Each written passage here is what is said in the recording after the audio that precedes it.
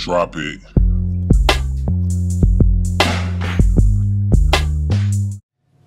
Hey everybody, Random Frank P. Today I got two reviews for you guys in one. I got a new little setup here for my gaming PC. Two new peripherals. I got the Corsair Raptor K40 keyboard as well as the Corsair Vengeance M65 gaming mouse. So I'm going to do a quick little review and overview of these two. Yeah, we'll get right into it. Alright, so just going over the main features and layout of the Corsair Raptor K40, you can see it is a completely matte finish. It is rubber textured or rubber coated keys, as you want to call them. They are rubber dome switches, so they are not mechanical like the MX Cherry Blues, Browns, or Reds. Reds being the most popular mechanical keyboard there is. However, they do sound a lot like the Brown switches, and they feel a lot like them, which is why I like them. I tried some mechanical keyboards out in the past, and I wasn't really a fan until I owned the Razer Tartarus gaming keypad, and that had just fantastic rubber dome switches. And these pretty much have the exact same keys. The keys are a little bit smaller than the Razer Tartarus keypad, but they just feel really nice when you click down on them. And for gaming, it is just phenomenal, and I prefer these 10 times more than I would prefer MX Cherry switches. So going over the keyboard, as you can see, like I said before, black finish. It has the silver keys for the WASD and the arrow keys over here. On the side you have your 6G buttons, which are your macro commands. You set them up here. MR, which is right here, this is macro record. For that you would just press it. You can't really see it right now because it's light, and the LEDs on this keyboard aren't too bright, but we'll go over that in a little bit. This blinks red. You click on whatever switch or whatever key you want to highlight for this macro.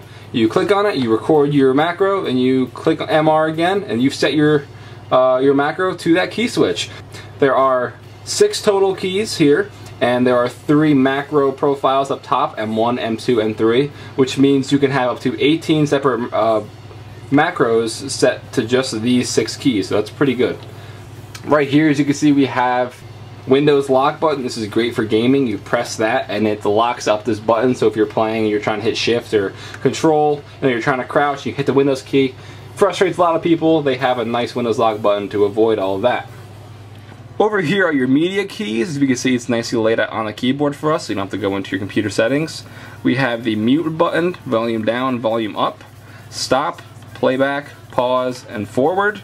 And here again, because of the light, it's kind of hard to see, but this is your brightness key. Now we'll go over this. I'll show you some footage now, but in the dark so you can actually see it. This is the button, the little sun, that controls the brightness factor on your keyboard. So the LEDs, this controls it. There are 4 different settings which you can have it on. One would be off, low, medium, and high. And honestly, I think one of the biggest things this keyboard is lacking in is the LEDs. They are not bright at all. In the daytime, as you can see, I have it up right now, full setting, and I know the light's shining on it, so it's kind of hard. Okay, now they are on the brightest setting, and even though it is daytime, I know it's kind of hard to see, but still, you can slightly notice it, but it's really not even worth it to have it on in the daytime. So I'll just show you how they look like when they're... But these are the 3 settings in the daytime, and then you've seen how they look in the nighttime. Slightly... They are not the brightest. You know, the Corsair Vengeance series keyboards, they have very bright and very good looking LEDs on their keyboards. Obviously this was significantly cheaper, so we're going to be lacking of some sort, and that's okay. But it's my picky end on this. I would have liked to have seen much nicer and flashier, brighter LEDs on this keyboard. The K40 is made entirely of plastic, unlike the Vengeance series, which is all metal. As you can see here, that's not brushed metal as it appears. It is just plastic along the side and along the bottom as well. And just to look from the side angle from the keyboard, as you can see the rubber dome switches right there, which we'll go over more in a minute. After this piece, I will be clicking and pressing down on the switches so you can hear how they sound, as opposed to the very clicky sound of a standard mechanical keyboard. So you can hear the difference between this rubber domed keyboard, like the rubber switches, again, versus the mechanical.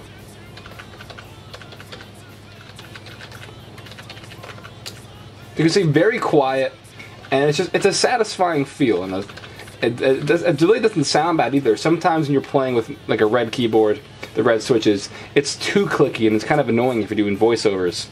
or gameplays, and you have that click, click, click constantly in the background. This, it's a very silent and subtle, like a thud almost, but it feels very nice, very responsive touch to it.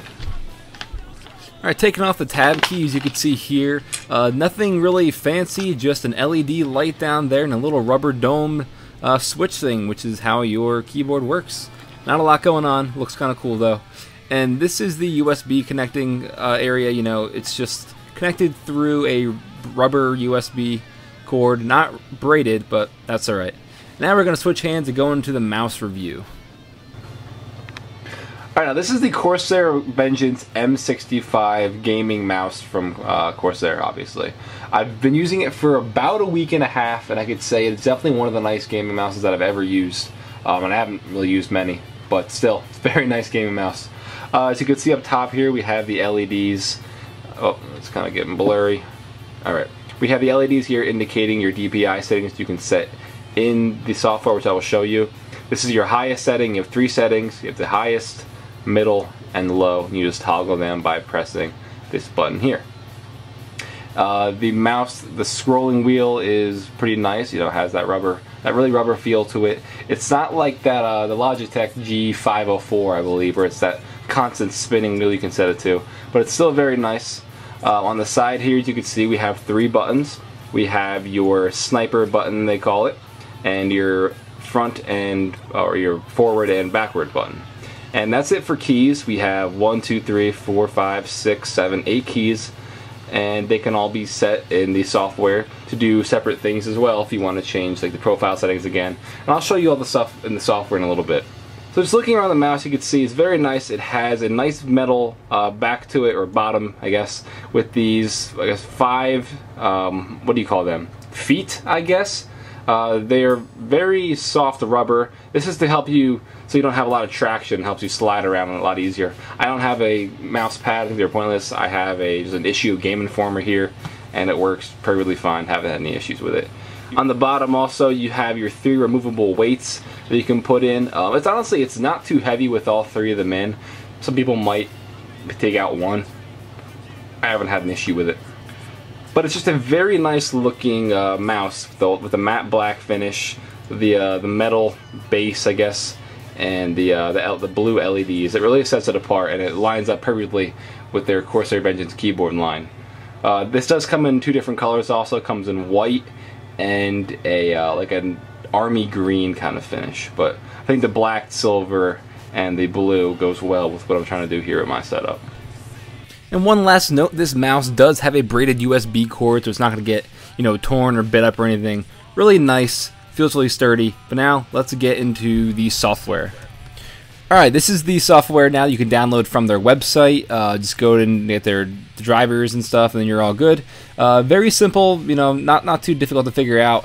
Has the 3 main keys. This is for the keyboard. Up top you can see you have the assign keys where you set your macros, profiles, and the backlight. The backlight you can set up to, I think, like 16.8 million colors, but those are like the main ones you could set it to. You have your brightness you can adjust right here, and you have in the bottom like your light effects. You can do pulse or like cycle through all the colors. I usually just leave it at pulse for when it's idle. And yeah, I usually like to keep it at blue. If you want, you can like fine tune it to have like a certain color blue you like or whatever. But that's what the true color thing is about, where you can just pick one of those 8 colors up there where it's like, I guess, like the brightest it could be. So pretty good. Back to the assign keys. Like I said before, to record it, all you have to do is hit that MR button up top, the red, and then hit one of the G1 through 6 things. And just to show you guys some of the settings and stuff on the side, the playback options, the advanced option, delay option, that's for setting your macros on like a delay or different stuff like that. If you use them for like the games, MMOs that really do stuff with them, I really don't. Okay, now we're going to go into the mouse. Very simple. You can change all of the 8 buttons there. You can go into the performance. You can change your DPI. I have it. This lowest setting is on small, then medium, high. It just gets faster and faster as it goes up. And the sniper button I have set to really, really low DPI for precision aiming. I like to keep it usually at middle for gaming and stuff. You can change the millisecond ratings, the surface quality, change your different profiles and stuff. Like I said, you can assign the buttons to different profiles that you have set for maybe different games.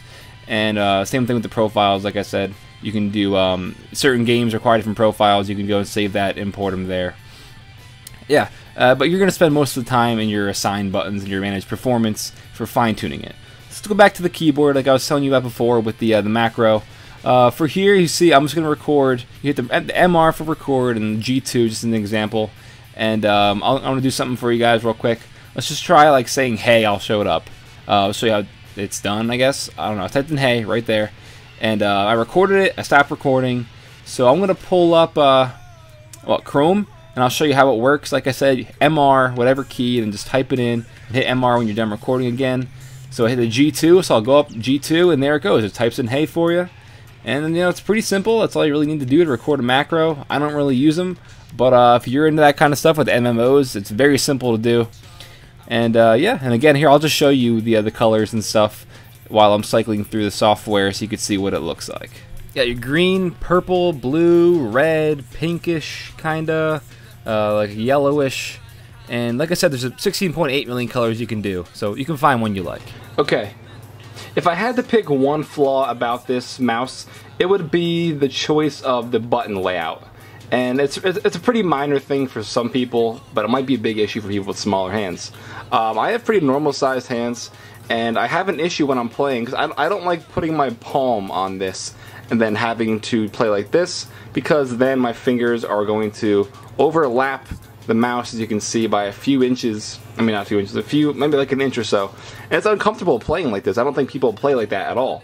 But in order for me to access the sniper button comfortably, that's how I'd have to have my hand laid out.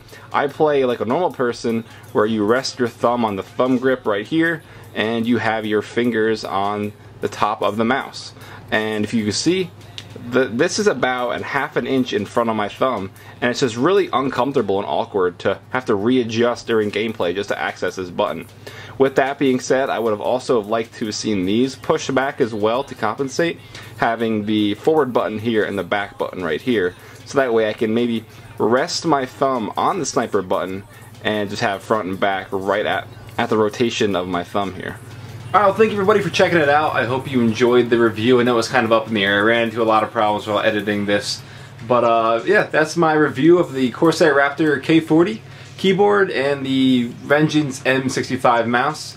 If you enjoyed the music, my friend's band is in the description below. Give them a check. They're pretty awesome. I put some of their songs in the backtrack for here. And yeah, if you liked the video, give it a thumbs up, comment if you have any questions, and subscribe for more of my videos. Alright, thanks guys. Hope you enjoyed. Have a good day.